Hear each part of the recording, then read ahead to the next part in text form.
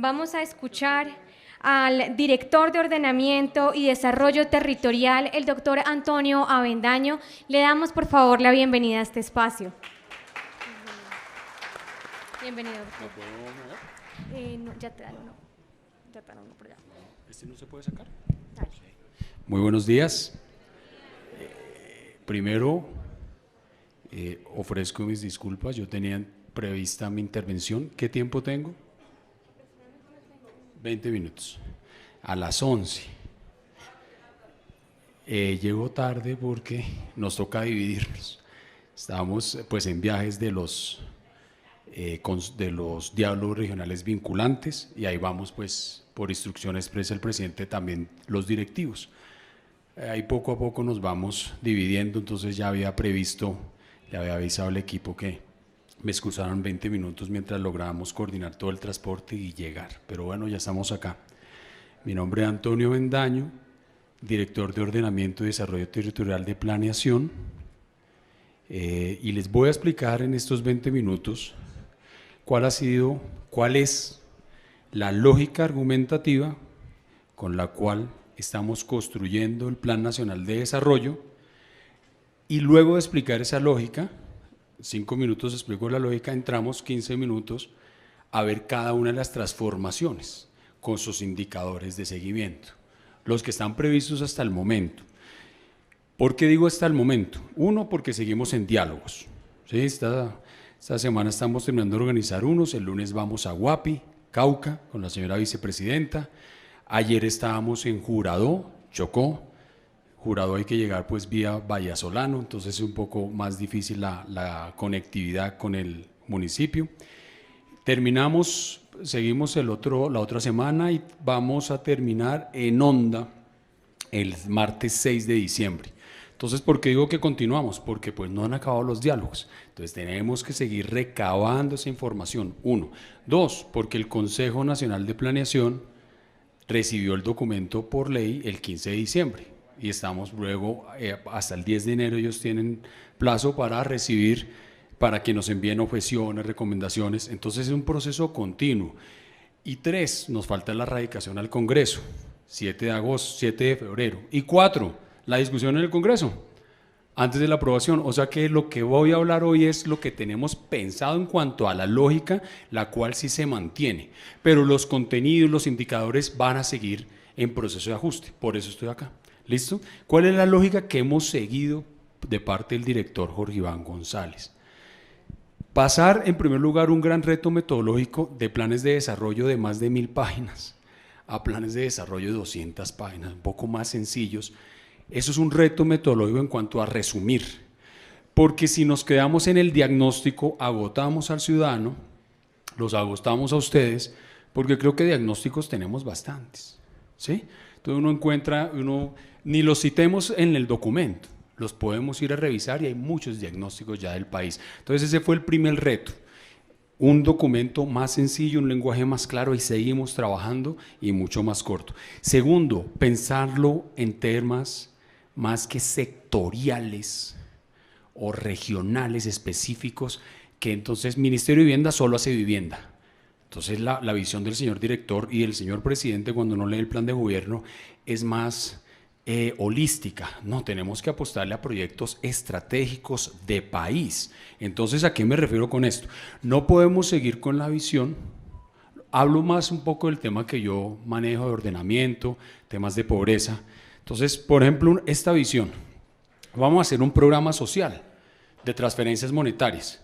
Entonces, creamos transferencias monetarias nacionales.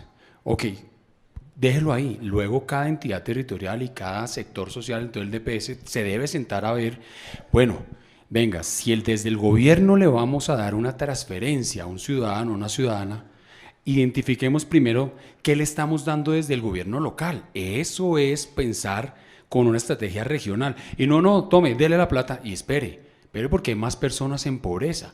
Para ahorrar el recurso y ser más eficiente, identifiquemos primero qué le estamos dando nosotros. Les pongo un ejemplo de esa estrategia, cómo funcionó Bogotá y el gobierno nacional en la pandemia. En ingreso solidario, Bogotá Solidaria. La señora alcaldesa primero preguntó, DNP, DPS, ¿qué están entregando ustedes en Bogotá para identificar en Bogotá a quiénes de esas personas nosotros vamos a cubrir y con cuánto? Entonces, si Pepito recibía 100, iba a recibir 100 del distrito, pero ya la nación le daba 50, ¿cuánto iba a recibir Pepito del distrito? Pues 50. Y con los 50 que me sobraban, pues buscaba otro Pepito, otra Pepita, a la que yo le pudiera llegar. Eso es pensar con un carácter no sectorial, sino regional y de país, para hacer uso eficiente del recurso. Otro ejemplo, cuando se va a hacer un proyecto de vivienda, entonces proyectos de vivienda, entonces hacemos las viviendas y después, los determinantes ambientales, ocupamos un área de ley segunda, revuelva la licencia de construcción y la gente, y mi casa, no, espere que hay un pleito, no, pero ya están construidas. Espere, y la vía. Vámonos a lo que pasó hace un mes en Bosconia. ¿Alguien aquí de Bosconia, del Cesar?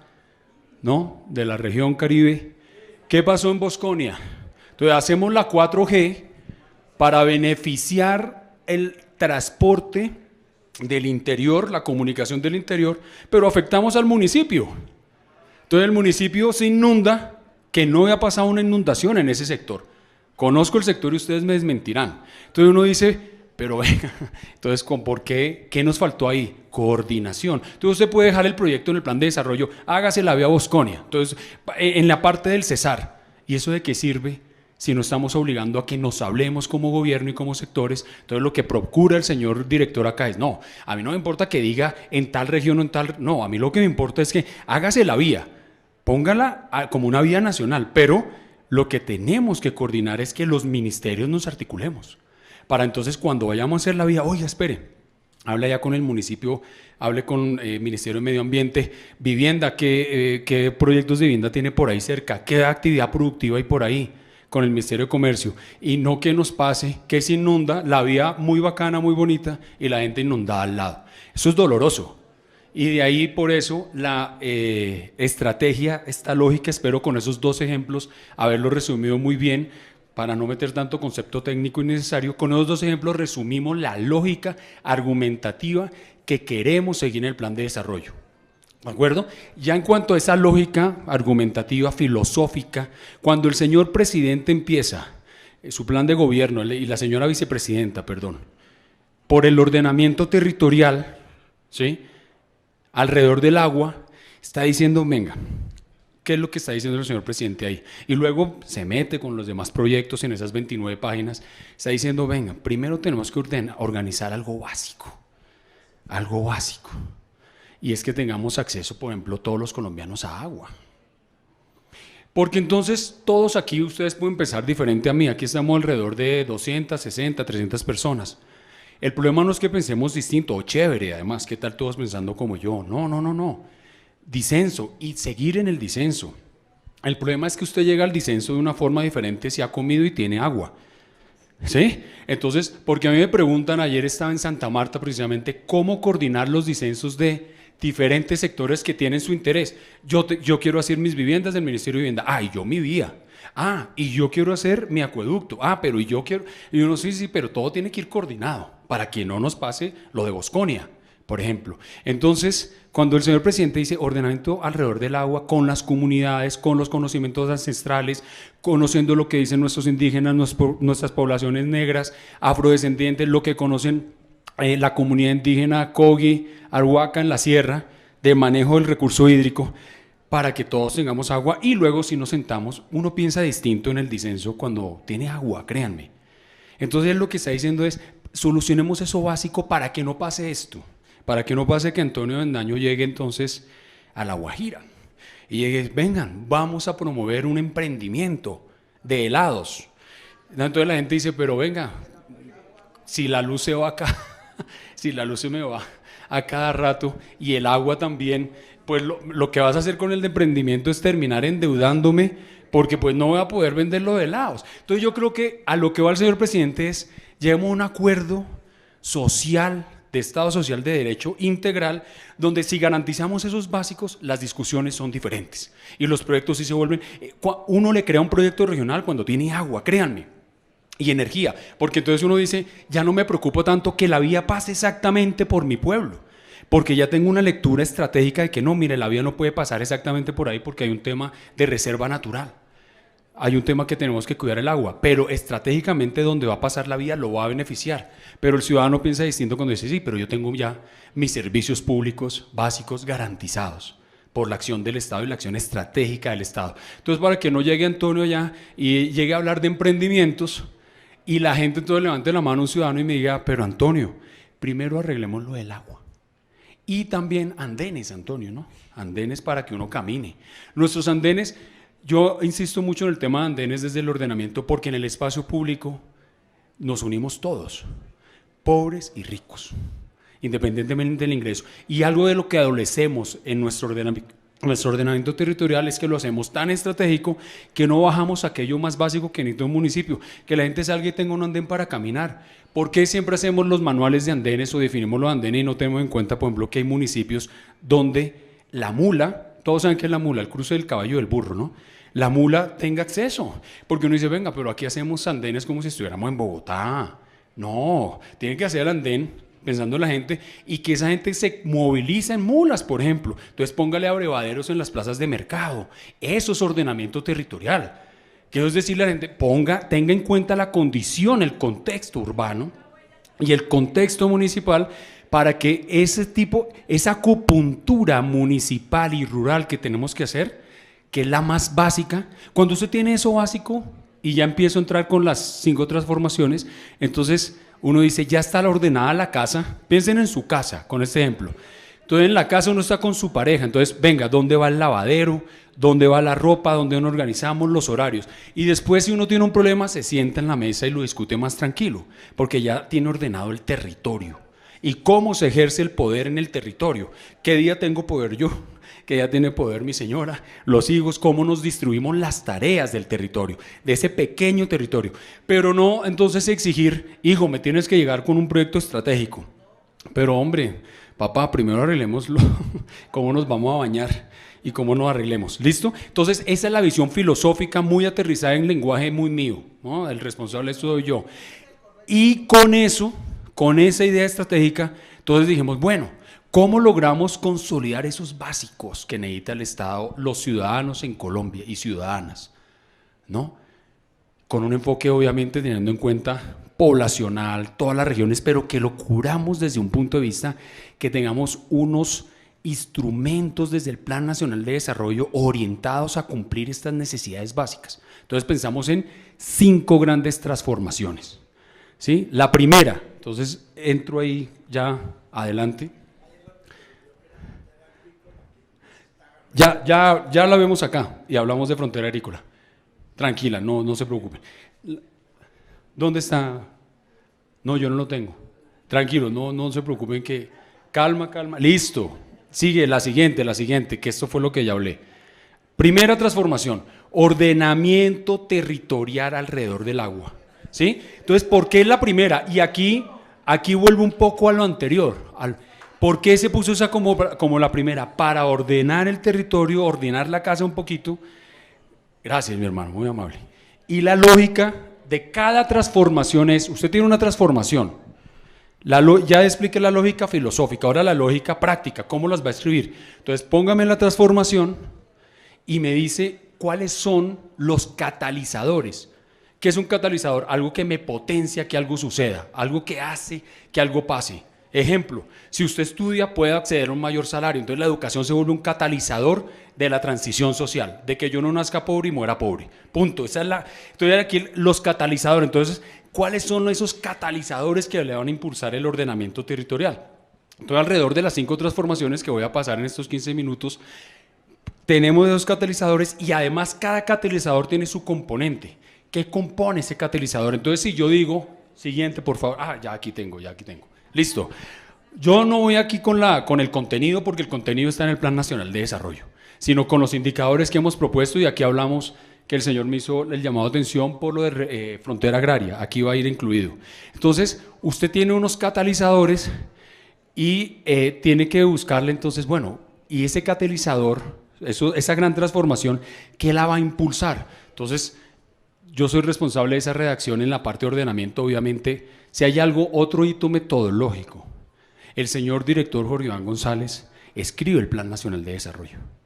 Y eso es muy importante, porque es la cabeza de la entidad la que está escribiendo, lo obvio, para eso estamos nosotros, ¿no? Para ayudarle, para escribir, para los diálogos regionales, recibir las ideas, estar en estos eventos, pero quien mete la mano final y me dice, aquí en mi caso, Antonio, esto no va aquí, esto acá, corrijo, es él.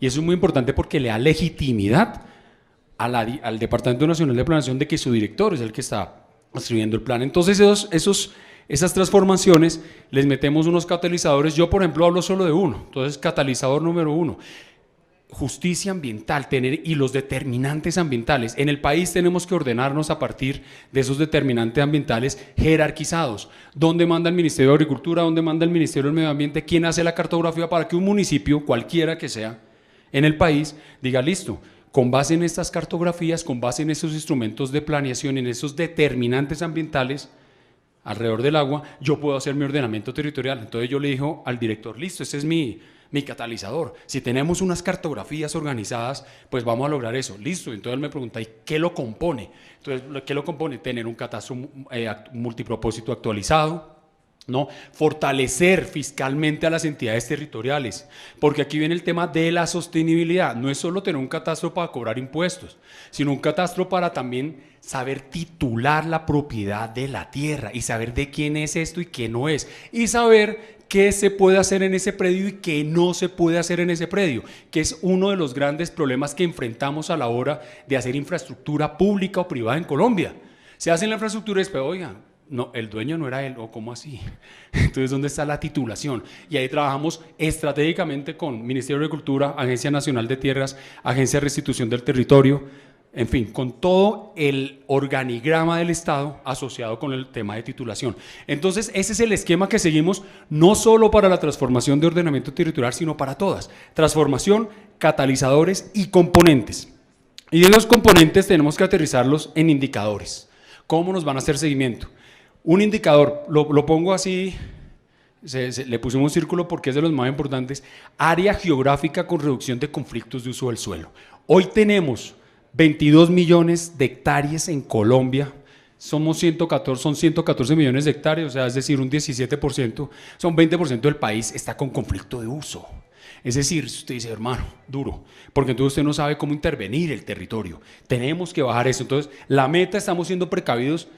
¿A qué nos podemos comprometer en 4 años? Entonces, des en cuenta que tercer hito metodológico, pocos indicadores para que ustedes nos puedan hacer seguimiento al gobierno y reclamar y andar haciendo seguimiento, porque entonces si uno llena estos indicadores, ustedes dicen, no, ya después de 100 indicadores, uno ya no le voy a leer, y cuando tengo tiempo de hacerle seguimiento a 100 indicadores muy básicos, y este es uno de los que más queremos, y va asociado con revisar muy bien la frontera agrícola. ¿Hasta dónde va la frontera agrícola de Colombia? No puede seguir creciendo ni la frontera agrícola de la forma como va creciendo. Tenemos que usarla más en función de la que hay, de la vocación que tiene el suelo. Y 2, las ciudades tampoco pueden seguir creciendo indiscriminadamente. Aquí hay que potenciar también el crecimiento de ciudades intermedias, de municipios, donde se puede localizar mejor la población. No puede seguir las grandes ciudades, entonces van abarcándose, y entonces una preocupación personal en ordenamiento. Al paso que vamos, entonces yo me preocupo, uno ve Bogotá y solo ve la conexión Bogotá, occidente y norte. No es decir, al punto que vamos a terminar unidos con el puente Boyacá, y confusa. Entonces uno empieza a pensar, Valledupar, si alguien aquí es de Valledupar, ¿no? Entonces, ojo, porque entonces no sé, Valledupar está creciendo hacia el lado del aeropuerto y hacia el norte, hacia el Cerro La Popa. Entonces uno dice, oiga, ojo que entonces va a terminar conectado con la sierra. Eso es lo que hay que controlar. Y obviamente tener en cuenta el sector privado para ver cómo nos organizamos con el mercado inmobiliario. Pero siempre como determinante el agua. Y eso sucede en Cali, sucede área metropolitana de Medellín. Pereira, miremos los vectores de crecimiento de Pereira. Si seguimos así, Pereira termina unido con Cartago. Sí, entonces ese tipo de escenarios, Villavicencio, Acacías y Restrepo. Con Restrepo se ha salvado porque el río Guatiquía es como la barrera natural, pero empieza uno a pensar y dice, ojo, porque vamos a terminar ocupando territorios que tienen otro tipo de vocación diferente a que la ciudad siga creciendo de esta forma. Y así sucesivamente tenemos otros indicadores por tiempo. Entonces vamos a pasar con la siguiente transformación, también muy importante. Seguridad humana y justicia social. Entonces, aquí es donde recogemos todas las necesidades de, básicamente, superar pobreza. Pobreza, ayer en Santa Marta, en La Guajira, en Guapi, en Pasto, en donde hemos estado, y muchos de ustedes de pronto también tienen esa situación, la gente a veces me dice, miren, la pobreza, uno puede tener pobreza monetaria, en plata, pero hay una doble victimización de la pobreza, que es cuando yo no tengo un andén para llevar a mi papá viejito al centro de salud.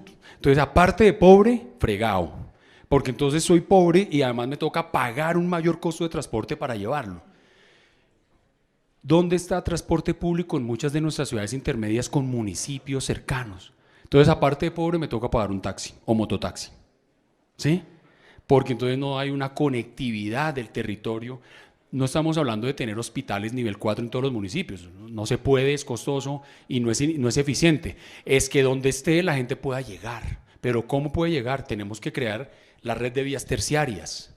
O sea, porque entonces la gente dice, yo puedo estar sin plata, pero si tengo agua y si tengo un andén, me siento dignificado. Como dice la señora vicepresidenta, hasta que la dignidad se vuelva costumbre. Y ayer, precisamente en el Magdalena, cuando entramos al plan de desarrollo hace unos días, un guajiro me dijo, oiga, va a llegar el agua, un guajiro de 48 años. Entonces, claro, yo muy bien, acá en Bogotá siempre uno abre la llave y tiene agua. Yo decía, a los 48 años, esta persona me dice, oiga, va a llegar el agua, que va a llegar el agua. Y yo decía, en cambio uno aquí anda, va a llegar el iPad, va a llegar no sé qué. En cambio, lo más básico. Entonces, ¿cómo voy a tener yo una discusión en el territorio si a él no le ha llegado lo más básico? Eso es lo que pretendemos acá, a partir de esa base, de ese sustrato del ordenamiento territorial, ir superando condiciones de pobreza no solo monetaria, sino pobreza de accesibilidad. Usted también es pobre por acceso. ¿Cuántas mujeres que cuidan niños en el mundo rural a veces no necesitan una placa huella en una vereda de menos de 1 kilómetro para que el pelado se pueda ir en bicicleta y no tenga ella que ser la que tenga que llevar al pelado a la escuela?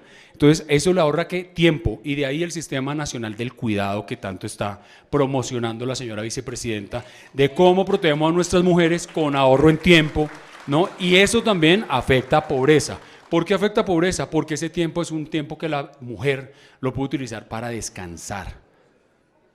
El concepto de vivir sabroso es que usted trabaje y se esfuerce y pueda llegar a la casa y tenga agua. Eso es vivir sabroso. No es holgazanería, como es ese.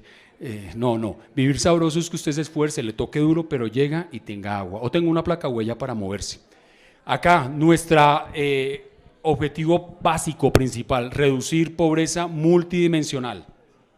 La pobreza multidimensional se compone de estas 5 grandes condiciones que las he ido resumiendo un poco en el discurso que estoy dando. Condiciones educativas del hogar, analfabetismo básicamente. Condiciones de la niñez, y la juventud, trabajo, salud, acceso a servicios públicos domiciliarios y condiciones de la vivienda. Línea base hoy que tenemos 16% en el país. Meta cuatrenio, cuarto hito metodológico. Movernos con rangos. ¿Por qué? El señor director lo ha dicho claro. Cuando uno pone acá 9.5, entonces uno le dice, pues tiene la bola de cristal para saber que va a ir a 9.5. Entonces usted sabe cómo se va a comportar el dólar de aquí a 4 años, el precio del petróleo, qué va a pasar con Ucrania, qué va a pasar en Estados Unidos. No lo sabemos, pero sí tenemos escenarios de riesgo, y aquí entonces por eso ponemos escenarios, teniendo en cuenta todas las variables. Entonces, en vez de ponernos a poner 1000 indicadores, que de acuerdo al dólar, que de acuerdo a la tasa de cambio, que de acuerdo al petróleo, ustedes no, damos un escenario de dónde nos debemos mover para bajar la pobreza multidimensional. Eso a nivel país. Obviamente hay regiones donde toca atacar más, porque tiene una pobreza mucho más alta. Nuestro Pacífico y nuestra costa atlántica son las que más adolecen de este fenómeno de pobreza multidimensional, que tienen niveles que doblan o triplican la media de hoy del país, ¿de acuerdo? No sigo con los otros indicadores, pero es la misma lógica argumental lo que ustedes quieren que yo les transmita hoy. Transformación 3, derecho humano a la alimentación. ¿Dónde está el señor que me habló de frontera agrícola? Manolo. Entonces, ahí, señor Manolo, eso no es, si yo hablo de esto, vámonos un poquito atrás, derecho humano a la alimentación. Entonces usted dice, es preparar comida. No. Sí, eso es al final, no. es que usted sepa como país qué suelo tiene, cómo lo debe usar para focalizar o priorizar algunas cadenas agroalimentarias en las que debe producir más y mejor alimentos. Sobre todo, ¿para qué? Bajar inflación de alimentos, que es la que nos... Y de acuerdo, pisos térmicos, claro, obviamente teniendo toda la vocación agrológica de los suelos, ¿de acuerdo? Y la nutrición, por eso es, si ustedes ven, derecho humano a la alimentación, es que yo me pueda nutrir. Indicador básico, ¿por qué bajar pobreza monetaria extrema? La monetaria extrema es la que nos mide, nos ayuda a medir el DANE y que nos dice, esta es la plata mínima que una persona necesitaría para no morirse. Hoy en Colombia, si no me equivoco, promedio está la línea de pobreza extrema, casi 200.000 pesos por persona. Promedio, obviamente es más alta o más, tiene diferencias según las regiones. Entonces uno dice, claro, si la persona no tiene eso, se nos muere de hambre. Entonces la idea es, ¿cómo vamos a capturar esa realidad? Bajando pobreza monetaria, así la vamos a medir, y lo que me está hablando usted, producción agropecuaria de cadenas priorizadas. Cuando yo digo priorizadas es, ¿cuáles son esos alimentos más nutritivos que tenemos que producir? ¿Sí? ¿De acuerdo a qué? Claro, si yo lo produzco al piso térmico y a la vocación agroecológica de los suelos. Transformación 4, nos queda la última. Internacionalización, transformación productiva para la vida y acción climática. ¿Enfocado en qué? Cambiar la matriz energética del país. El señor director lo ha hecho muy claro, es utilizar los recursos de la economía extractiva que existe hoy, con los problemas ambientales que tiene, para empezar la transición, para empezar la transformación. Energía eólica, fotovoltaica, todo lo que está sucediendo en el Cesar, en la zona de la Loma, que están poniendo ya paneles solares, La Guajira con su energía eólica, Huila con energía fotovoltaica también y solar. Entonces, eso es lo que nos va a permitir hacer esa transformación junto con el sector privado de cómo producimos los bienes y servicios ahora en Colombia y afectar ¿qué? 1, tasa de apertura exportadora, exportar no solo carbón y petróleo, tenemos que cambiar esa matriz. Exportar ya bienes que sean producidos y que tengan un contenido de energías renovables y contención de la deforestación, porque eso es lo que más nos pega y nos afecta, cambio climático. Por eso, entonces, la internacional, cuando uno tiene claro qué tipo de país queremos, qué exportaciones queremos privilegiar, le mando un mensaje al territorio. Y si lo que queremos privilegiar es ya no más economías extractivas ni basadas en la deforestación, pues tenemos que medirnos con esto. Esta línea base de deforestación, controlar. También lo tenemos, PDEs por definir, para ser sensatos. Uno piensa que en un gobierno progresista pues pongamos 0. Y uno dice, sí, uno puede ser progresista, pero no engañar a la gente. Porque el 0, ojo con el 0, porque moverse con el 0 como compromiso normativo y filosófico, válido. Como compromiso en 4 años, pierde un poco de realidad. ¿No? Entonces ahí es donde la gente ya, cuando la gente ve eso, se me para de la reunión y dice, no, eso no va por ahí. Y última transformación, convergencia regional, que básicamente es cierre de brechas. Y ahí es donde entra lo regional y la acción de los ministerios. ¿Cómo nos articulamos como gobierno para que la brecha que hoy tiene el Bichada con respecto a Bogotá o al Valle en pobreza multidimensional se vaya reduciendo? Entonces, reducirla a través de vías terciarias mejoradas. Miren este enfoque. Ya me dieron 5 minutos, creo. ¿Cuánto me queda? ¿1 minuto? Listo. No, pero acabo porque ustedes me esperaron. Entonces, 20 minutos nomás. Entonces, aquí esta meta cuatrenio es aumentar unos 30.000 kilómetros. Viene el cambio de enfoque. Cuando uno escribe es donde los labios muestran lo que uno tiene en el corazón y la escritura. Dense en cuenta que aquí no está el tema 4G o 5G, no estamos diciendo que no se vayan a hacer. Yo les hago esta pregunta a los que vienen de territorios o que son campesinos, trabajan la tierra. Entonces, por ejemplo, hacemos la vía Bogotá-Santa Marta, la famosa Ruta del Sol. Entonces yo me pregunto siempre que paso por allá, venga, ¿será que un campesino de Guamal Magdalena, no Guamal Tolima, o de Astrea, Cesar, se la pasa usando esa 4G? No, la 4G hay que hacerla así para conectar los centros urbanos. Y uno dice, el campesino entonces me diría, no, Antonio, porque pues mi escala de producción pues yo sacar el camión ahí por la 4G más los peajes, pues me come, o sea. Entonces él diría, yo me tengo que mover por una terciaria, pero entonces si me muevo por una terciaria, vamos allá al Magdalena, lo digo porque lo recuerdo que ayer estuve allá, de Guamal a Pibijay o de Guamal al Difícil, interna no hay, tiene que salir al burro, coger la 4G, hacer el retorno casi hasta Aguachica y suba. Entonces le dije, no, mejor dejo aquí la producción y no le genera valor agregado. Entonces, el cambio de enfoque en el gobierno es cómo creemos en la vía terciaria, porque la vía terciaria, les digo, la usamos los que vivimos en las ciudades. Y la gran producción, pero el entorno local no, porque le es muy costoso salir a esa vía peajes, ¿de acuerdo? Y que su escala de producción, ¿qué productos sostiene una vía? Pues que ya sea una escala de producción industrial, pero la escala de producción campesina no da. Entonces, ¿cómo movemos esos mercados locales? Vías terciarias, ¿de acuerdo? Y por último, reducir la brecha de IPM en territorios PDET, que son los territorios de los planes de desarrollo con enfoque territorial, que fueron los identificados donde había más problemas de conflicto, los que están priorizados por temas de conflicto armado, y aquí estamos capturando todo lo que el señor presidente dijo ayer de cumplir a rajatabla el acuerdo de paz. Si el Estado cumple el acuerdo de paz, empezamos bien. Fue un acuerdo que se firmó hace 6 años, y yo creo que como garantes de representantes de un gobierno progresista, uno no puede andar cambiando la palabra.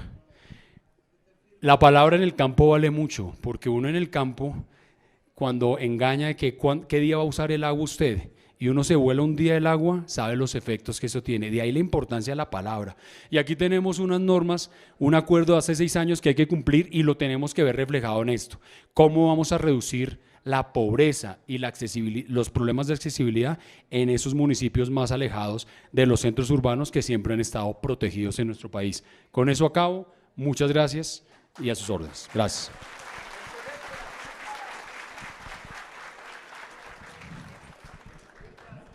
Bueno, muchísimas gracias, Antonio. Vamos entonces a abrir el espacio de participación de ustedes. De esta manera vamos entonces a hacer la misma metodología que estábamos manejando. Las tarjetas las están repartiendo en diferentes espacios del salón. Denme un minuto, por favor, que se organicen. Un minuto, por favor. Levanten las manos los compañeros que tienen las tarjetas para que las personas puedan identificarlos claramente. ¿Ya están todas? Ya están todas.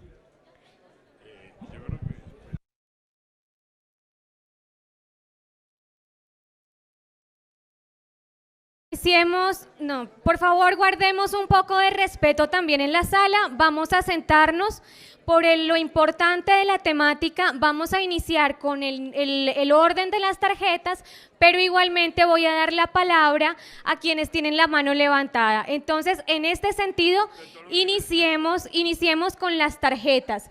La persona que tiene la tarjeta número 1, por favor, se acerca. Adelante, su merced. Porque sería de las palabras.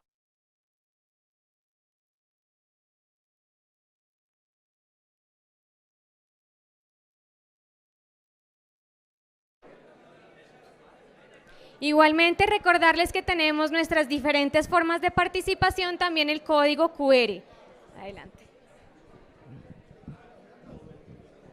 Queremos que se ordenen un poquito.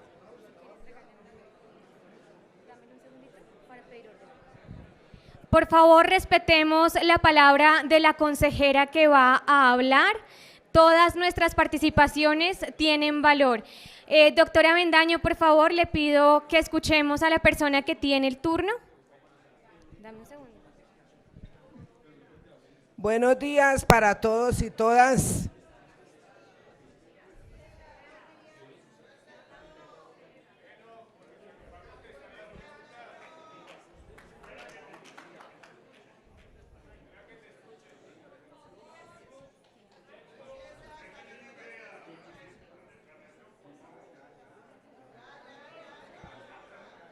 Doctora Avendaño. Ah, bueno, listo. Ah, bueno. Gracias. Muy buenos días para todos y todas. una felicitación y bienvenida a todos los consejeros, porque si nosotros los consejeros no venimos a la reunión, pues no hay reunión. Así de sencillo, ¿cierto? Bueno, una de las incógnitas de nosotros, mi nombre es Sandra Cortés, consejera de Ibagué, Tolima, sector rural. Me preocupa mucho la parte rural. A veces uno cree que todo esto es como sofismas de distracción, porque es que en todos los planes de desarrollo se habla de lo mismo, de la salud, de la educación, de la ta. Y vamos a mirar, y nosotros los campesinos, que según dice en los acuerdos de paz, que somos el centro, que somos el número 1, pues ni siquiera somos sujetos de derecho, ni siquiera estamos en la Constitución. Entonces, yo tengo esa inquietud. Me gustó mucho su presentación porque conoce el tema, pero me preocupa también el que cómo vamos a tener seguridad alimentaria, cómo vamos a tener soberanía si no sabemos cómo vamos a recuperar las tierras. ¿En dónde vamos a sembrar? Y hablamos de seguridad alimentaria. Y yo le decía al doctor, seguridad alimentaria nutritiva, con nutrición, porque es que comerse uno un pedazo de yuca con agua de panela todos los días, eso no es alimentación para un trabajador, eso no es alimentación para un niño que está estudiando, eso no es alimentación para una mujer que está en lactación. ¿Sí ve? Entonces, mi pregunta es esa. ¿Cómo se va a recuperar las tierras y cómo se le va a dar el buen uso? Porque las tierras están en manos de unos poquiticos. Los ganaderos que usan 1 hectárea para tener 2 vacas, donde podíamos cultivar muchísimo alimento para la gente misma de la ciudad, que hablan de nosotros los campesinos, pero no tienen en cuenta al ser humano, al que hace allá el trabajo. Hablan de la tierra, hablan del ambiente, hablan de la economía, pero no hablan del ser humano. Por favor, vamos a continuar para que todas y todos podamos participar. Muchas gracias, doctora Avendaño, adelante. Antonio nomás, que en este país hay mucho doctor. Tranquilo, Antonio. La respuesta es, ¿puedes leerlo? ¿Cómo es tu nombre? Perdona. Sandra y todos. Claro, uno en el poco tiempo acá se le pasan cosas. Carlos, ahora te respondo lo que muy importante, lo del patrimonio arquitectónico. La respuesta a Sandra y a todos los que quieren saber de eso. Transformación 1, ordenamiento territorial. Vayan a la página más o menos la 35, 36. Catalizador 6. Acelerar el proceso de titulación. Ahí está claramente redactado. 2, 3 párrafos, lo podemos completar, para eso son estos ejercicios, ¿sí? Eso sí, el director me dijo, no más de 20 páginas, hermano, porque nadie nos lee. Entonces es pensar en la redacción, ahí está, acelerar los procesos de titulación de tierra, porque eso implica tener el catastro multipropósito actualizado, unirnos con Agencia Nacional de Tierras, unirnos con Superintendencia de Notariado y Registro para la parte jurídica de los títulos históricos de la propiedad, ¿no? Los segundos ocupantes, los primeros ocupantes, tener todo eso en cuenta de un trabajo jurídico pesado, pero comprometidos con el señor presidente bajo su instrucción y su batuta y la señora vicepresidenta a cumplir con eso. Por eso está como, ojo, es un catalizador, o sea, es lo que nos mueve la transformación. Y también puedes encontrar todo lo asociado a protección del suelo rural y ordenamiento del suelo rural en el catalizador 3 de la transformación de ordenamiento territorial. Ese catalizador 3 nos habla de la articulación y armonización de los instrumentos de ordenamiento. Y obviamente el suelo rural, que hace parte del ordenamiento, es de los principales para saber qué se puede y qué no se puede hacer en el suelo rural, y que el ordenamiento empiece por fin a estar enfocado en la vocación de los suelos. Ojo, la vocación no solo es productiva. Los que son del campo saben a qué me voy a referir. La vocación también es cultural y social, porque uno en la ciudad es muy romántico. Y en la ciudad uno piensa el campo, qué bonito el campo, y va y visita 5 días, pero no vive y trabaja allá. Entonces tenemos que tener en cuenta que en el campo, ustedes, los que viven en el campo, hacen sus fiestas en ese terreno. Van a estudiar en esa tierra. Se divierten y tienen problema en esa tierra. No es solo pensar en el campo como actividad productiva, sino también como un sitio de vivienda que debe ser digna. Y ahí la ministra de Vivienda está muy interesada, especializándose en el tema, y aplaudo, digamos, todo eso que ella está haciendo para darle un vuelco a cómo mejorar la vivienda rural. Dejar de pensar solo en la vivienda urbana, que ya, digamos, tiene se mueve. Hay que mejorarla así para que las ciudades no sigan creciendo infinitamente, pero mejorar la vivienda rural porque es donde ustedes, muchos, viven, no solo producen. Ahí te dejo entonces donde estaban esas 2 respuestas. Muchísimas gracias. La tarjeta número 2, por favor. Si quieres, mira, aquí tienes el micrófono. Buenos días a todos. Gracias. Soy Marta Lucía Suárez, directora ejecutiva de la Fundación Todos por los Derechos Humanos del Eje Cafetero, especialmente Palestina Caldas. Vengo de un corregimiento, soy rural, pero allí vamos a tener un desarrollo que se llama Aerocafé. Aerocafé que va a poner conectividad a toda la región. Mi pregunta, una de las inquietudes que tengo yo más grandes, y voy con la complementariedad con la compañera, porque nosotros como profesionales, que no somos ni ricos ni pobres, no tenemos acceso ni beneficios de ninguna clase. Porque si no somos ricos, no somos pobres y no podemos ni acceder a la tierra, ni acceder a beneficios, ni acceder a nada. ¿Cómo lo está pensando planeación para vincularnos a nosotros y a las que ya pasamos de añitos grandecitos? Digamos así, que estamos grandecitos, ahí le dejo la inquietud, porque algo que estamos liderando nosotros como derechos humanos es que todas las mujeres que somos y los hombres, porque ya la época cabeza de hogar, ¿cómo les vamos a ayudar con ese ingreso del que hablaban, de ayudar a esos beneficios? ¿Cómo nos van a tener en cuenta? Y frente a la tierra yo estoy muy preocupada y celebro mucho lo que está haciendo este gobierno, y en mis 53 años es primera vez que veo una planeación efectiva, participativa, y así lo quiero ver en el plan de desarrollo. Y una de las cosas es ¿cómo vamos a controlar cuando se le entrega la tierra? Hablan de X y Y organizaciones que les están entregando la tierra, le están entregando, pero ya hay conflictos. ¿Por qué? Porque no hacen un acompañamiento y una verificación de que esa tierra sí sea cultivada y comienzan a venderla. Se la entrego a él y luego lo ponen como un negocio. No Recordemos, sé, eso por pasa favor, en mi tierra, el no uso sé en la del de tiempo. ustedes. ¿Sí? 3.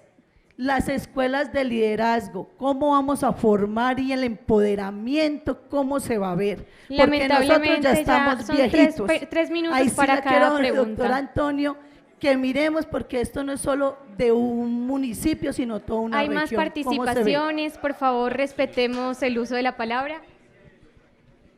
Son 3 minutos por participación, todas y todos queremos participar. Cuanto más ágil hagamos nuestra pregunta, más podremos participar.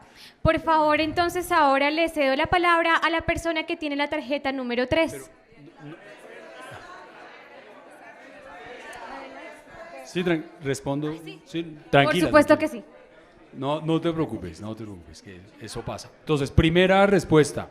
Uno de los enfoques que, digamos, de los mensajes claros que ha querido mandar, que quiere mandar el señor director, es, ojo Colombia, obvio, tenemos que reivindicar a los grupos poblacionales históricamente excluidos del país, mujeres, población negra, población afro, campesina, pero no, jóvenes, niños, pero no podemos caer en que vamos a hacer un plan con acciones individualizadas, porque entonces uno dice, venga, lo básico que necesita alguien que es, para que reivindique su derecho según su sexo, religión, edad, según su ciclo vital, agua,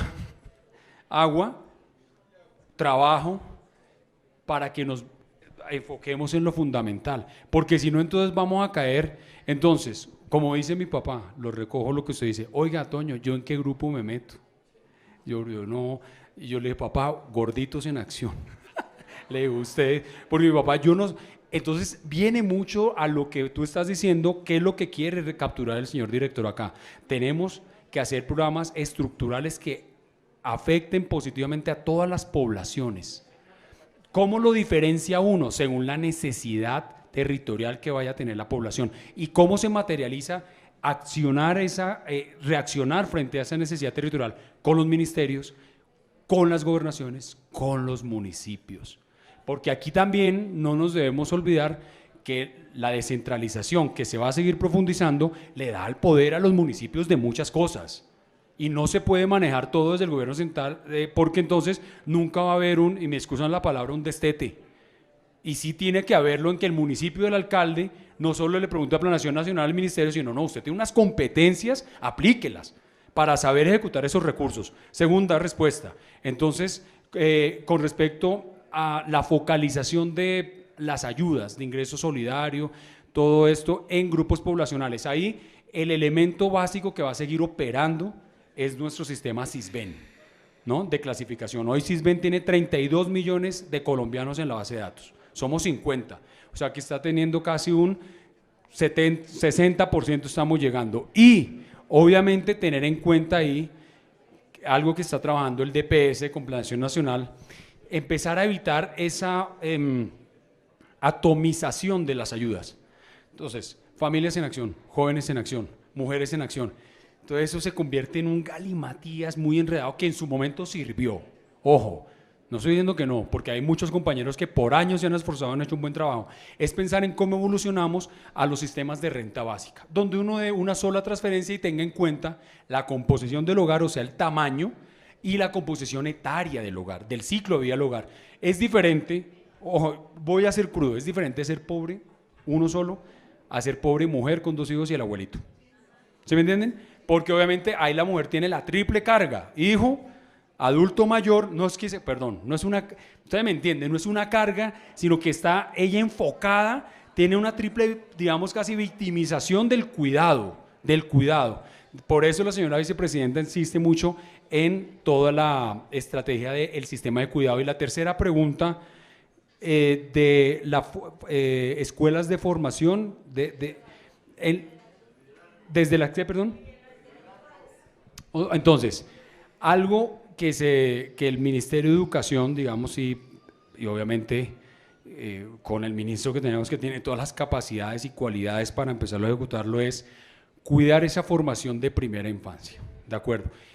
Y cuidarla, ¿qué es? Uno, garantizar el acceso, la gratuidad, y dos, cuáles son los contenidos, porque para que un ciudadano aprenda a comportarse, mejor dicho, lo que uno no hace de 0 a 5 años en la formación del cerebro de uno, muy difícil lo cambia luego. Por eso muchos nos cruzamos la cebra, nos cruzamos los puentes, nos tiramos, no respetamos al otro, porque son esas acciones fundamentales, básicas, donde desde el ministerio obviamente es una de las estrategias más importantes, todo el cuidado de la primera infancia, cuidado en cariño y en amor, obviamente también. De ahí todo el sistema de protección de mujeres que hay. Muchas ciudades como Bogotá son líderes en eso, en cómo proteger a la mujer, que en últimas es la que hoy actualmente termina transmitiendo toda la parte tanto educativa como de amor, para que los hombres nos vayamos sumando en eso. Pero desde el sistema educativo está completamente priorizado toda la asistencia de primera infancia, y también del reconocimiento de las madres comunitarias y de gente que en los territorios pueda ayudar a esa formación de nuestros niños. Gracias. Muchísimas gracias, Antonio. Vamos entonces con la intervención de la tarjeta número 3. Bueno, buen día. ¿Se escucha bien? Buen día para todos y para todas. Mi nombre es… ¿No se escucha? Mi nombre es Claudia Patricia Herrera, yo vengo de la Academia, el Sistema Universitario del Eje Cafetero, que es la red de universidades públicas del Eje Cafetero, Universidad Tecnológica de Pereira, Escuela de Paz, y hacemos acompañamiento al Consejo Territorial de Planeación del municipio de Pereira con el apoyo de la alcaldía. Mi pregunta es muy breve y muy puntual. Primero, en el Eje Cafetero el conflicto armado fue invisibilizado durante mucho tiempo. Estamos solicitando que sea declarado como una zona especial de paz. Caldas, Quindío, Risaralda y Norte del Valle. Allí estuvieron múltiples actores, desde guerrillas, paramilitares y bueno, y otro tipo de grupos, y estamos solicitando eso. Y lo segundo es que una de las grandes preocupaciones es que al leer las bases del Plan Nacional de Desarrollo es muy contradictorio, porque si la apuesta de este gobierno es a la construcción de paz total, una apuesta tan fuerte, porque no se ve estructurado ni hay una propuesta sólida en todo el documento. De hecho, en muchísimas partes hemos tenido que solicitar una mesa especial de paz para hacer como toda la discusión y plantear nuestras propuestas. Muchísimas gracias. A ti. ¿Me recuerdas tu nombre? Claudia. Claudia, entonces para dirigirme a Claudia y a todos los interesados en esta respuesta. Lo primero, en efecto, lo que fue el Norte del Valle, Caldas, Risaralda y Quindío, fue invisibilizado, muy bien lo das tú el diagnóstico, por el hecho de que la violencia era más asociada, había un control del narcotráfico, de esas violencias, pero era una violencia no del conflicto armado tradicional y típico. Sí, claro, pero a lo que ella va, que es, no era tan visible como de pronto en otras zonas, entonces quedó invisibilizado porque yo, no, venga, aquí hay paz. No, pero ¿cuál es el costo de esa paz? Que todo el mundo anda callado, o todo el mundo anda restringido en poderse expresar.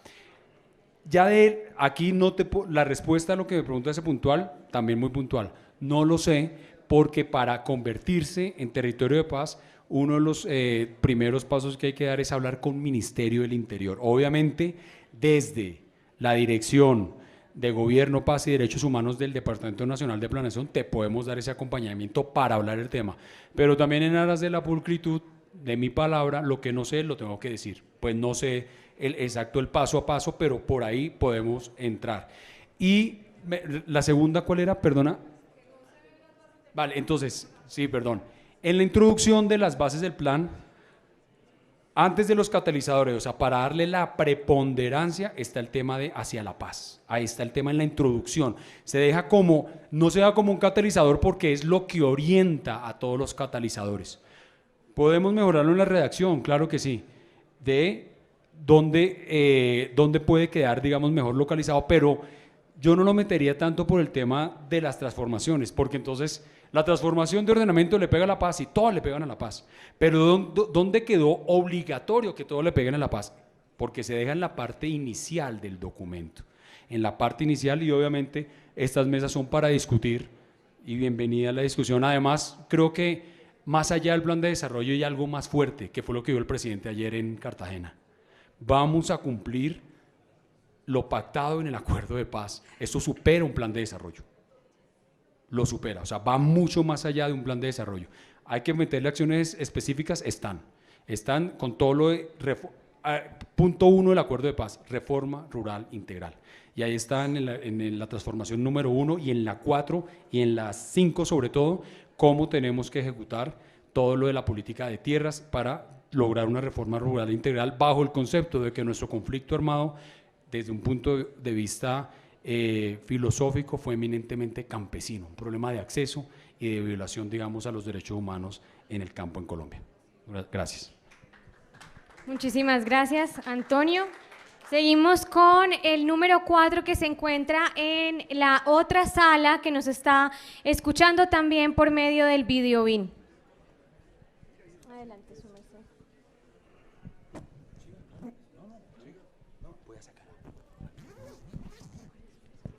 Gracias. Para que todos escuchemos.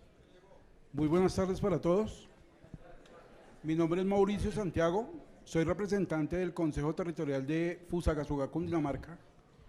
Pertenezco al PONCA de la CAR y Protección del Agua del territorio del Sumapaz, 520.000 hectáreas. Antonio, muchísimas gracias. A él le entregué mi tarjeta y mi brochure de productos. Formo parte del componente de agroindustrialización para exportación de alimentos de Fusagasugá para el mundo. La pregunta con respecto a todo lo que tiene que ver con los 5 ejes temáticos está en cómo va a ser la distribución de la tierra para los campesinos. La base es que hay UAF de 10.000 hectáreas, 1.000 hectáreas, y no estamos viendo productividad en esas áreas. Entonces queremos dejar muy claro, como todos los ejes transversales están apuntando a una mejor conversión agroalimentaria, tengamos claridad que a partir de cualquier región que sea, con la expansión de la frontera agrícola que tenemos que enmarcarla para poder producir 12.5 toneladas de comida por hectárea como mínimo por año, hacer el proceso de transformación y cubrir el marco del 70% en exportación de alimentos procesados. Nosotros manejamos pulpas de fruta y conservas de verduras con frutas. En este momento somos 8.032 millones de habitantes en el planeta. Solo el 1% producimos comida. ¿Ustedes qué producen? Muchas gracias. Muchas gracias, su merced. Antonio, adelante. Sí, perdónme, que siempre se me olvida el nombre. Mauricio, ¿cierto? Mauricio. Entonces, con respecto a lo del proyecto, eso es que ese tipo de proyectos agroalimentarios hay que hablar directamente con el Ministerio de Agricultura. Obviamente que la señora ministra, conocedora del tema, con vasta experiencia en eso, con las UPRAS, las unidades de producción rural agropecuaria, interesados en recibir este tipo de proyectos, sobre todo en la escala campesina en cuanto a lo poblacional. En cuanto a la distribución de tierra, primer punto con el que empezamos fue esa negociación que se empieza a hacer con el gremio ganadero. Creo que ya, como dijo la ministra, si logramos comprar 500.000 hectáreas cada año, somos magos por los temas que hay detrás de eso. Entonces ahí ya se ve un efecto de lo que está, del mensaje del señor presidente y la señora vicepresidenta, de que sí le tenemos que meter el diente a la redistribución. No la distribución, porque la distribución es con lo que tenemos ahora, y con lo que tenemos ahora no podemos seguir. Necesitamos más acceso desde el Estado a tierras, vía compra e identificación del potencial de esa tierra. ¿Por qué? Muy bien lo decían ustedes, cuando uno tiene una UPRA de 10.000 hectáreas es porque la productividad es muy baja, puede ser. Por ejemplo, nada más en el caso de Bogotá, es muy diferente la UAF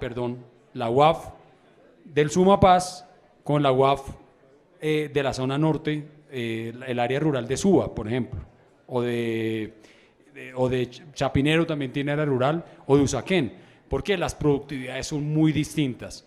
En ese momento es un condicionamiento técnico el tamaño de la UAF, y sí hay que empezarlo a revisar. ¿Para qué? Relacionarlo la UAF con la productividad total, tonelada, pero no solo con la productividad, sino con la emisión de gases de efecto invernadero. Toda actividad de nosotros genera.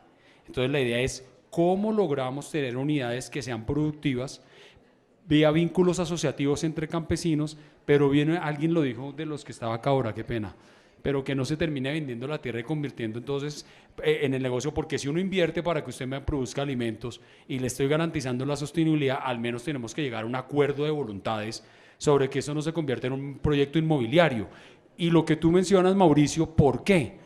Y con esto cierro para tu pregunta, lo que queremos evitar en el ordenamiento territorial, por ejemplo, para el control de los instrumentos, de aplicación de los instrumentos en el suelo rural, es controlar muy bien lo que está pasando con la subdivisión, con la parcelización que se está dando del suelo rural. Uno, porque llega un minifundio que con lo que produce uno vive, no se muere, pero de ahí no vende nada. Pero dos, ¿quiénes son de Santander? Bucaramanga. Entonces pensemos lo que está pasando en la mesa de Los Santos.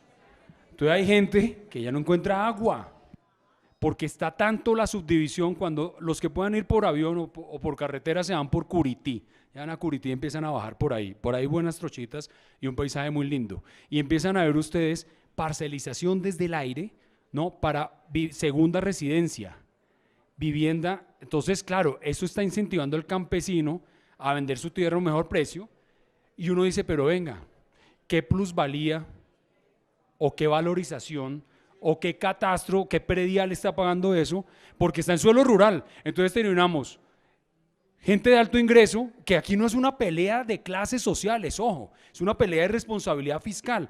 Oigan, espere, ¿usted cuánto está pagando de predial? Lo mismo que el campesino al lado, pero es que usted ya no produce, esto ya es urbano. Entonces, o lo volvemos urbano, pero viene el tema entonces de los perímetros urbanos, no los podemos dejar crecer de forma indiscriminada, o entonces tenemos que implementar instrumentos de financiación en el suelo rural para cobrar plusvalías, porque usted pasó de producción agropecuaria a producción inmobiliaria, y eso vale. Y eso me vale al municipio, a todos ustedes, en agua, electricidad, en llevar la tubería, en llevar todo el suministro de servicios que necesita esa tierra. Eso se está trabajando y lo puedes ver, Mauricio, en la transformación 1, ahí está claramente cómo tenemos que revisar cómo se está subdividiendo la tierra en los suelos rurales. Muchas gracias.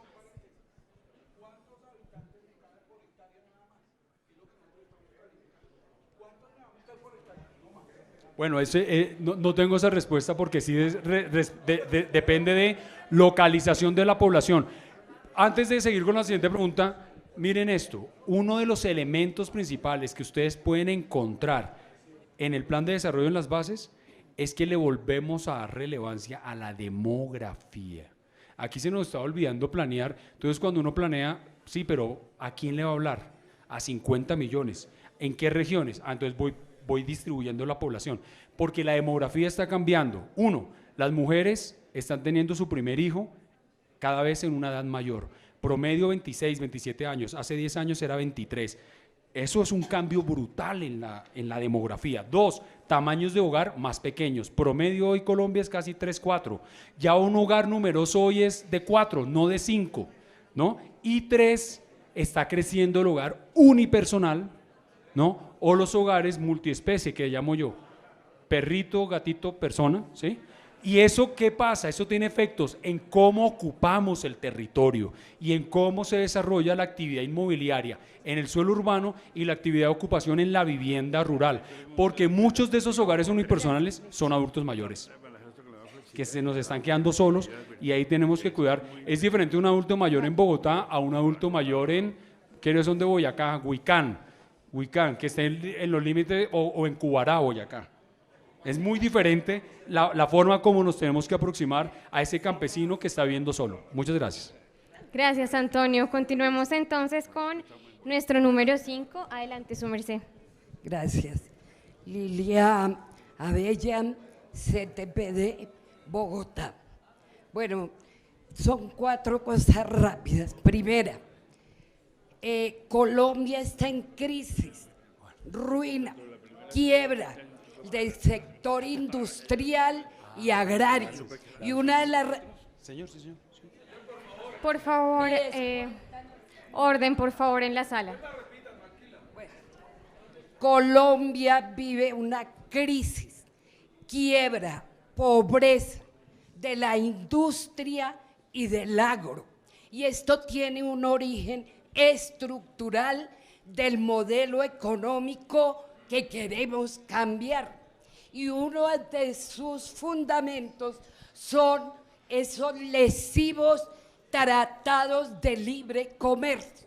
Pregunto, ¿vamos a renegociar los TLC para poder decir efectivamente que habrá desarrollo productivo nacional y que salvaguardaremos la producción café, algodón, trigo, cebada, que hoy está siendo exportada de otros países? Primer punto. Segundo, entonces, yo invito que todos los consejeros y consejeras levantemos esa voz en el territorio colombiano, no a los TLC, revisión de los TLC. En segundo lugar, las mujeres desde Bogotá, notamos que en el proyecto de plan de desarrollo no hay un capítulo especializado. Saludamos que se tome el sistema nacional del cuidado como un elemento fundamental, pero exigimos un capítulo para las mujeres, que somos el 52% de la población. Igualmente, Son 3 minutos. queremos tener claridad absoluta sobre el tema: ¿qué va a pasar me quitan Recordemos que son 3 minutos y realmente necesitamos respeto de las demás personas que se le acerquen a Antonio para quitarle el espacio a la compañera que está haciendo uso de la palabra. Su participación también es muy importante. Claro. Queremos tener claridad absoluta.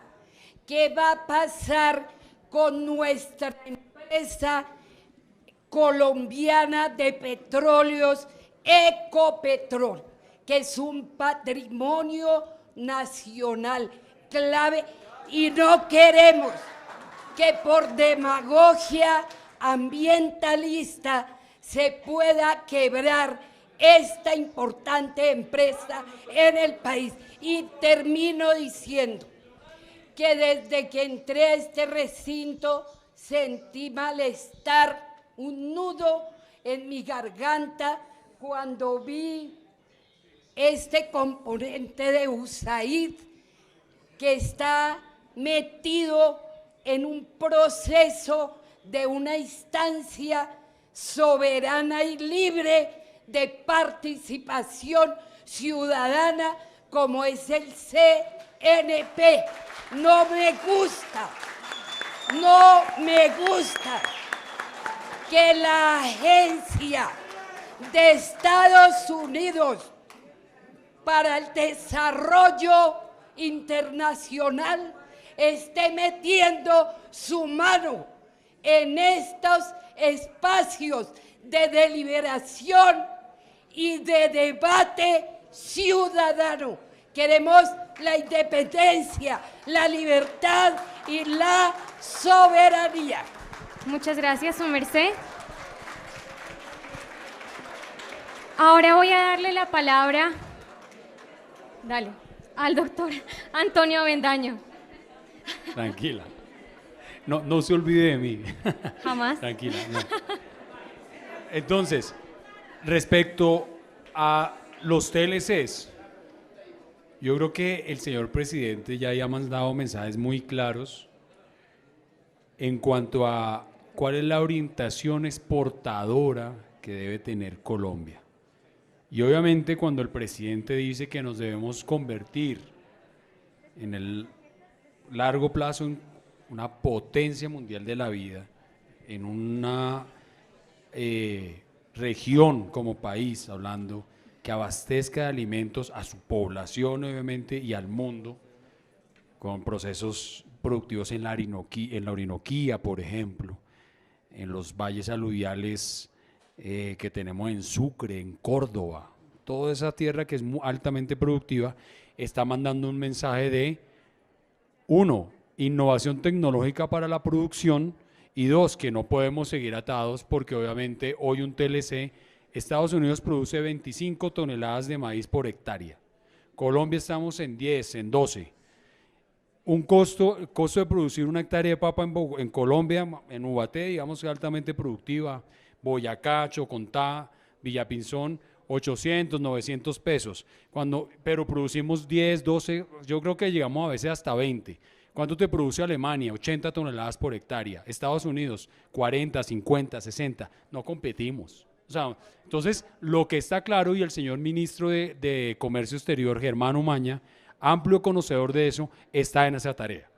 Está en esa tarea de iniciar esas revisiones y puntualizar muy bien cuáles son los esquemas de intercambio comercial a los que Colombia se puede comprometer, porque no es lógico que sigamos comprometidos con esquemas comerciales donde sabemos, no, pero si usted me trae 80 toneladas por hectárea, no hay actividad campesina aquí para desarrollar un mercado local. Eso es lo que está en revisión y les doy el argumento lógico de cómo se está analizando, porque de todas maneras los tratados también, como están firmados, hay que saber, digamos como un matrimonio, cuando se disuelve pues hay que saber muy bien cómo. No se puede hacer las carreras porque es la dignidad del Estado colombiano, independientemente del gobierno que lo haya firmado, la que está en juego ahí. Segundo, yo les voy a dar mi visión sobre el tema de grupos poblacionales y de las mujeres. Las mujeres en Colombia no son un capítulo de un plan de desarrollo. Las mujeres en Colombia son más importantes que eso. Y acciones concretas como las que hizo ayer la ministra de Trabajo Eso es lo que se quiere enfocar desde el Ministerio, desde el Ministerio de Trabajo, pero desde el Plan Nacional de Desarrollo. El Plan de Desarrollo se puede quedar, nosotros lo podemos hacer y es fácil. Hacemos 2000 páginas y hacemos mujeres, cuidar a las mujeres, proteger a las mujeres, no maltratar a las mujeres. Y ahí se queda el listado. Les muestro planes de desarrollo con listados, así, por mujeres, o sea, no maltratar, no más violencia, y ahí están 150 acciones. Y uno dice, bueno, no, lo que queremos es, las mujeres son tan relevantes que si se las ven en el Plan Nacional de Desarrollo, dentro de las implicaciones del Plan Nacional de Desarrollo es donde están los grupos poblacionales. Es decir, que estos ejes transformacionales le peguen a los grupos poblacionales. Ahí es donde están, después de la página 140 del Plan de Desarrollo, son 60 páginas dedicadas a las implicaciones de las 5 transformaciones en los grupos poblacionales, donde las mujeres obviamente y todos son relevantes. Y lo que invito yo es a pensar que las acciones concretas como la que hizo ayer, que anunció en esta semana la ministra de Trabajo, creando va a ser como un comité de seguimiento para evitar el maltrato con el acoso sexual y laboral en los trabajos. Esas son las acciones concretas que necesitan las mujeres. Más que yo, Antonio, escriba, proteger a las mujeres del acoso sexual en el Plan de Desarrollo. Sí, pero ¿cómo se come eso? ¿Cómo se materializa eso? ¿De acuerdo? Con respecto a la participación de USAID, aquí el apoyo que da USAID es un apoyo ni metodológico, es un apoyo económico para la gestión de los espacios. No tiene la más mínima injerencia. ¿Y de qué, perdona? El apoyo de USAID es principalmente para el registro y masificación del mensaje a través de los canales y redes sociales. Pero no tiene injerencia ni en sus opiniones ni en las mías. Y cuarto, Ecopetrol. Ecopetrol, el presidente también ha sido muy claro ahí, y el señor director en los mensajes, cuidar Ecopetrol, utilizar los recursos de Ecopetrol, ¿para qué? Para empezar la transición energética, ¿no? El presidente de Ecopetrol, Fernando Bayón, está enfocado en eso, tiene la instrucción clara del señor presidente, ¿de acuerdo? Y está muy enfocado en cómo vamos a empezar con los recursos que hoy tiene, que va a seguir generando Ecopetrol, porque son recursos necesarios para nuestra estabilidad macroeconómica, en primer lugar. Pero cómo empezar a hacer la transformación energética a partir de esos recursos, es decir, privilegiar los proyectos productivos y de exploración que sean amigables con el medio ambiente. De hecho, por eso la lucha que se ha dado y Colombia no está haciendo fracking. ¿De acuerdo? O sea, ahí se ven acciones concretas en lo que se está especializando Ecopetrol. ¿Necesitamos las fuentes hoy convencionales de energía? Sí, para financiar las no convencionales. Las transiciones se hacen paralelamente, empezando con para apagar los motores de la industria petrolera y de la industria del carbón, tenemos que empezar a aprender los otros.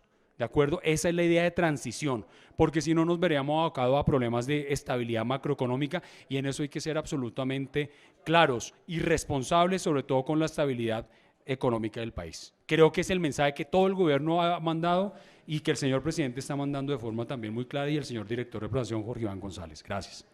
Muchas gracias, Antonio.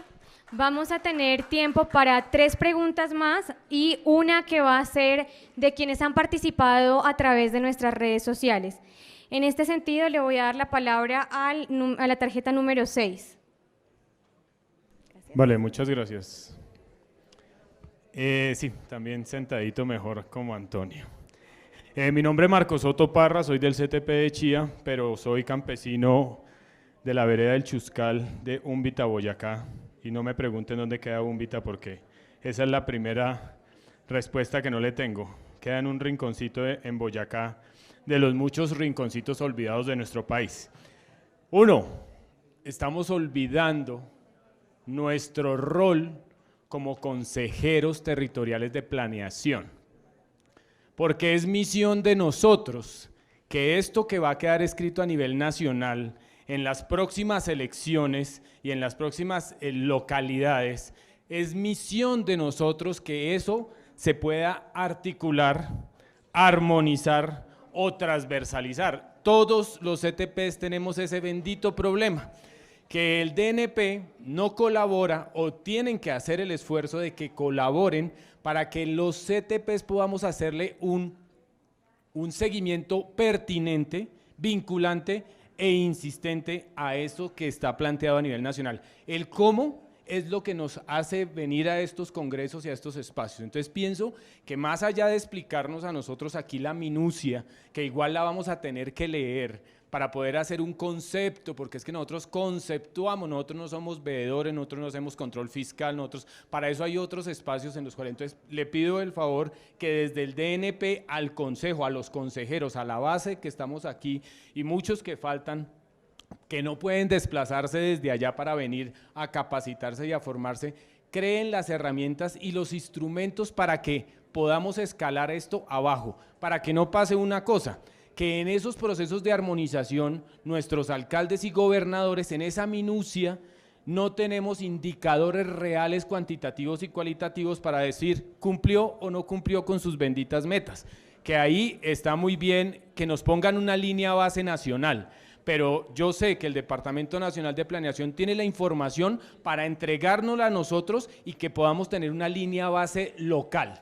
Líneas bases para arrancar. ¿Cuántas hectáreas en el municipio de Chía se han urbanizado? Todo el municipio de Chía. Pero seguimos recibiendo recursos para la Humata, que desapareció. ¿Sí? Entonces, me parece que es importante que el DNP trabaje en cómo poder escalar de ese orden nacional. O sea, yo sé que el trabajo es muy interesante a nivel de la armonización, pero en la localidad, cuando nos ponen una meta, vamos a hacer proyectos de emprendimiento, responsable, Secretaría de Hacienda, Secretaría de Planeación, Secretaría de Obras Públicas, Secretaría, y al final ninguno responde. Y esa es una delgada línea que hay entre lo que se quiere armonizar o articular o transversalizar con nosotros. Segundo, una cosa que tenemos claro es que hay Vemos instrumentos… que son 3 minutos por cada una de las participaciones, Sí, para pero, que alcancemos bueno, todas y todos listo. a participar. Ordenamiento territorial. 25 años llevan los PONCAS, planes de ordenamiento territorial de las cuencas hidrográficas, que suponíamos que iba a ser la forma, y en la ley dice que son jerárquicamente superiores.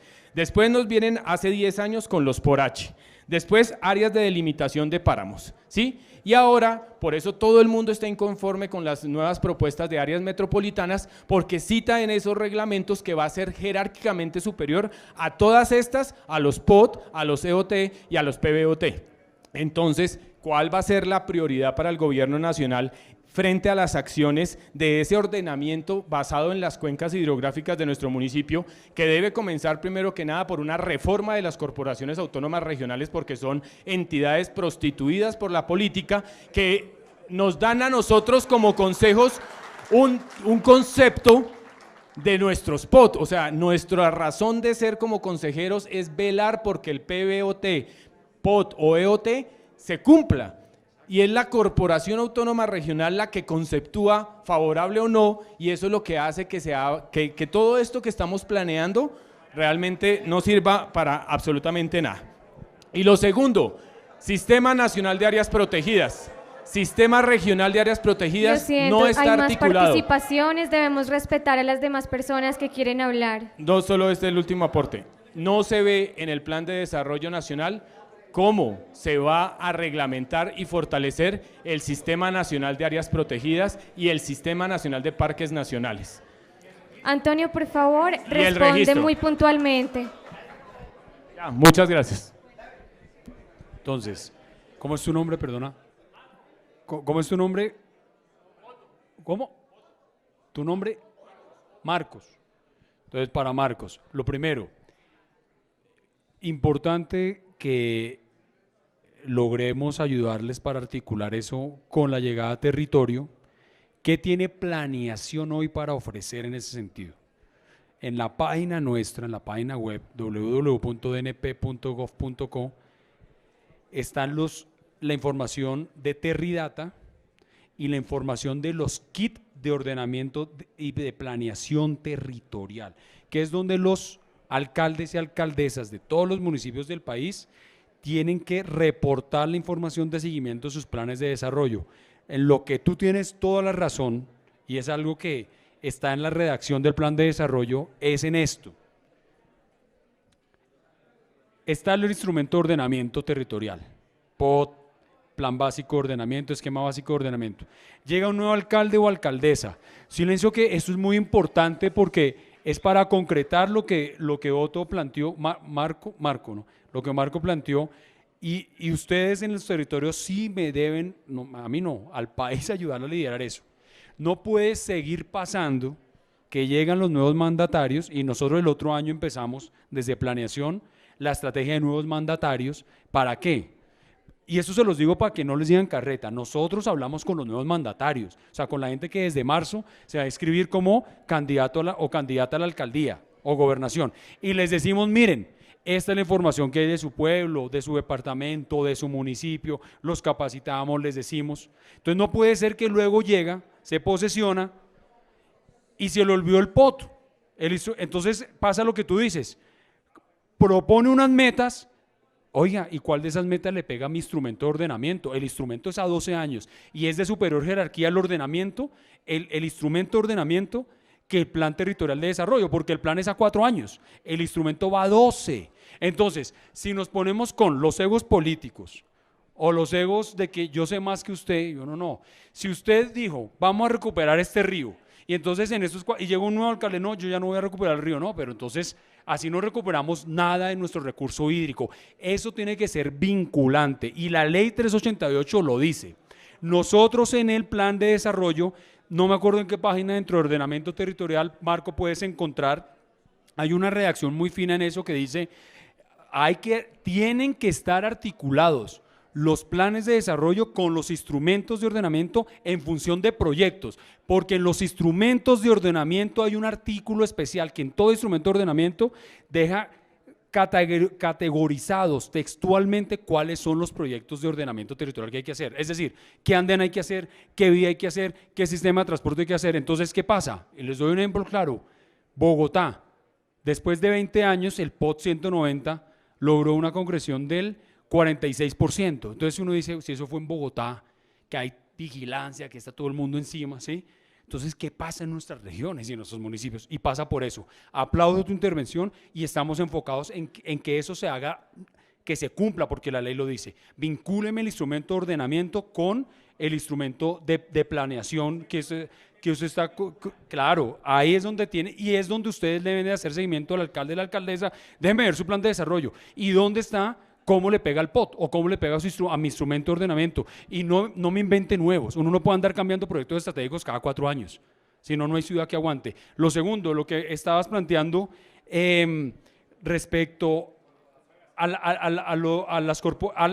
las cartografías de ley segunda, áreas protegidas, hay una redacción para revisarla ley segunda, y claramente en el catalizador 2 y catalizador 3 de ordenamiento territorial, y en la introducción que hizo el señor director de ordenamiento territorial, puedes ver claramente que uno de los objetivos es jerarquizar claramente las cartografías ambientales. ¿Quién manda y en dónde? Eso no puede seguir siendo que entonces todos nos unimos y entonces uno dice, ojo que el Ministerio de Medio Ambiente es y seguirá siendo autoridad ambiental en unas zonas, parques nacionales también, y eso se respeta. Eso no es que si me gusta o no, aquí hay cosas que a veces no hay que volver tan democráticas, qué pena con eso, pero son temas ambientales muy duros por los que se ha luchado mucho, y entonces hay que saber muy bien con la democracia hasta donde pueda quién manda, porque si no, el problema que está y que queremos resolver es que todos vamos creando cartografías y no se sabe cuál domina cuál. Entonces, si eso es un problema para una ciudad como Bogotá, imagínense para un municipio pequeño. Dice, oiga, pero el 90% de mi área es área protegida. ¿Qué puedo hacer, hermano? ¿Qué puedo hacer? Entonces, ¿qué cartografía manda y cuál es la autoridad ambiental? Estamos enfocados en eso y el señor director redactó eso textualmente él. Tenemos que lograr armonización de instrumentos de planeación y acabar con la maraña de instrumentos que hay, que cada mes nos vamos inventando uno. Yo creo que uno de los logros que yo quisiera tener como director de ordenamiento es que no se cree un instrumento más. O sea, logro, no más instrumentos. Aplique los que hay y ordene los que hay, por favor, porque otro instrumento, llega el nuevo mandatario, contrate gente para que aplique las nuevas normas del nuevo instrumento. Y uno dice, pero llevamos 30 años y no hemos aplicado los que ya tenemos. Y lo último que me preguntaste, el tema de las CAR, ahí sí desde plan de desarrollo, como tienen temas de ley, digamos que leyes orgánicas que las coordinan, sí es un tema hablar con el Ministerio del Medio Ambiente, y estoy seguro que la ministra de Medio Ambiente, que conoce mucho el tema, Susana Muhammad, está metida en ese tema, porque claramente las CAR tienen buena financiación y consideraría yo que deben apoyar en la generación de cartografía de riesgo para los municipios pequeños en el país. Digamos, genéreme cartografía de riesgo. Un municipio pequeño no tiene 5.000 millones para generar cartografía. Listo, muchas gracias.